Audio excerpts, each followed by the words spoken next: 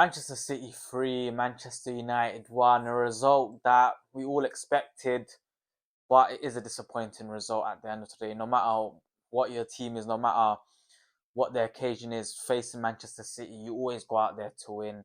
You always go out there to perform. And frankly, to be honest, for 60 minutes we performed. The first 60 minutes for me was very good until that Foden second goal. And it's annoying because literally that first half, that first 45, 50, 55 minutes, yes, we had like some lucky moments like Haaland missing the open goal, but for that first 55, 60 minutes, we were good. Like, we had our moments on the counter, which there were some moments where we failed to capitalize. We defended well, especially our box defending. Yes, they had shots. Yes, they had the XG, but it's Manchester City at the end of the day. That's what they're going to get. They're going to get the large number of shots. They're going to dominate the possession. But we actually defended well in our box, and Nana was very good. And then we concede from a Foden scream, and it's very annoying because, like, people will say that Rashford fell down for that Walker challenge very easily, but week in, week out, I see that challenge being given. Like, literally, I've seen people literally get tapped, and after they fall on the floor and they get fouled. Like, what the referees are doing, man. Yes, obviously he fell down lightly and he shouldn't have, but when the standard of players getting fouled is so low, players think that, alright, cool, I get dragged back a little bit, I'll get a foul. I'm telling you right now, I could go watch 5 Premier League games from this weekend, 5, and I could find the exact same foul like that, and they would have given it. So first of all, I don't know what the referee was doing. Kyle Walker had 4 or 5 fouls that game, and they gave 0 of them. Garnacho in the first half got fouled 2 or 3 times. Rashford got fouled a few times. Bruno got fouled a few times by Kyle Walker, but literally, bro, they didn't give anything. Is it because they feel sorry for his child or whatever? Mopai said to his child or whatever. I don't know, man. But that, first of all. Second of all, the goal from Foden, excellent, man. He's been Manchester City's best player. The thing that pisses me off, why the fuck do you bring on Anthony, man? Anthony, wallahi, from the 20 years that I've been alive, from the 10, 12 years that I've been watching football, I have not seen a signing worse than Anthony Dos Santos, bro. He's not Brazilian. When you bring him on, what do you think? What's your plan?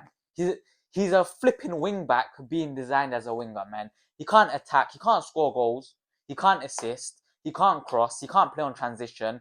He can't play in a team where, as in, like, you try to play quick 1-2s. The Premier League is not the league for him, He's shit. I don't know what he does. Week in, week out, Ten Hag brings him on.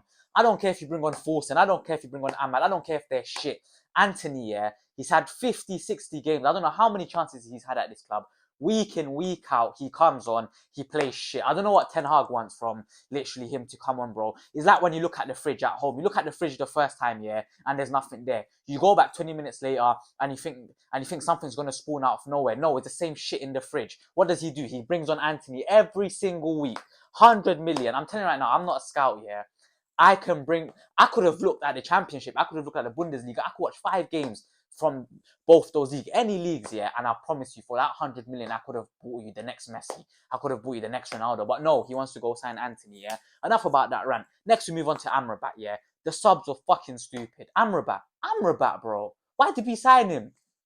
We saw that one clip against Mbappe, and we thought, he's good. You know what? The scouts actually thought he wasn't a good buy as well. The scouts wanted, I think it was the midfielder from Monaco. I think they wanted Fofana on loan, but they rejected. Who did Ten Hag want? He wanted fucking Amrabat. I don't know what he does. I'll be real, In a possession-based team, fair enough, but literally he signed him because he managed him at Go Ahead Eagles or whatever team he was managing in the flipping Eredivisie. We saw that one clip against Mbappe, and we thought he was the next coming of flipping Rodri or Sergio Busquets, We signed him so he could flip and go to Shisha Lounge in Manchester. If he was in London, or fucking in Edgware Road, Shit, guy. You have the ball. Play it back to Onana. Why are you getting tackled by Haaland? Like, yes, I'm not saying he would have came back, but there was still 8 minutes of added time. You never know what could happen. What does he do? He gets tackled by Rodri or whatever, and Haaland goes and scores, Those subs killed the game. The subs, taking off Rashford, your best outlet. I don't care if he's tired defensively, Him being tired defensively is a look on our game plan.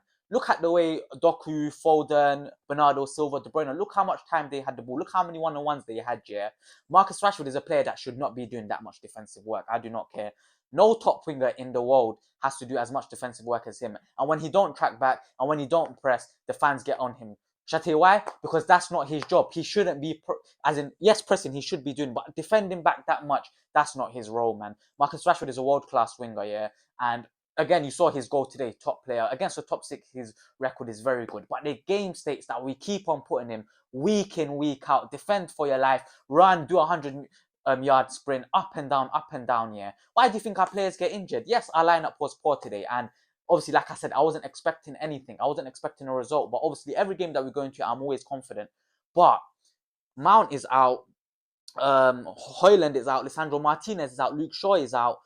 We have players out, and yes, you could call them unlucky, but when there is a number of injuries related to muscle, yeah, it's not because like they're being tackled and they're getting injured. It's literally they're running and after they're getting injured or they have like a number of muscle injuries. When it's that, then that has to lead to what we're doing on the training pitch and what we're doing on our actual style of play.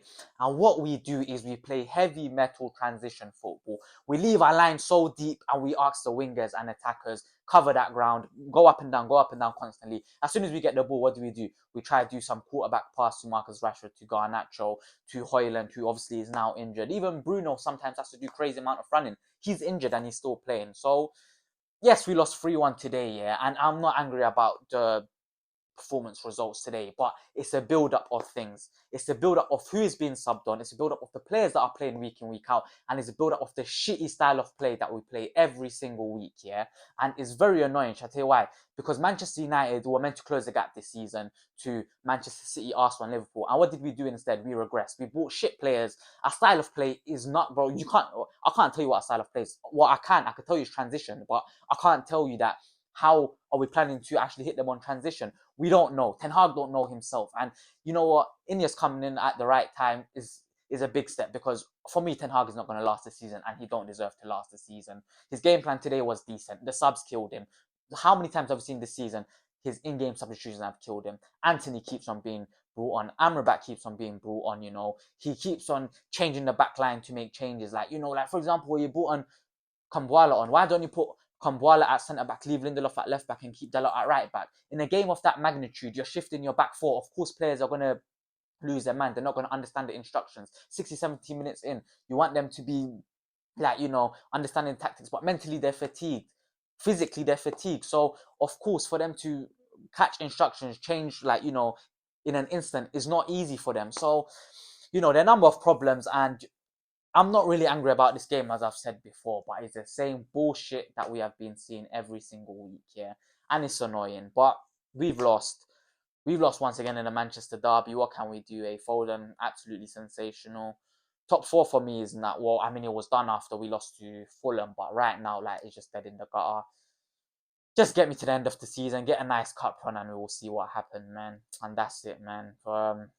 Here's your match reaction, man. I don't really want to be doing these match reactions because I want to be uploading different types of content, but yeah, here you go, man. Manchester United 1, Manchester City 3, and once again, Manchester is blue. And just before I do end the video, a brother of mine, Tanzil, he is doing a climb with the Men of the Mountain and his university. They are donating money for what's happening in Gaza and Palestine. May Allah free Palestine and make their life easier. I'm going to leave the donation link in the description below, so if you can, please do donate anything. If you can't, just please share the link, and may Allah reward you. And yeah, thank you.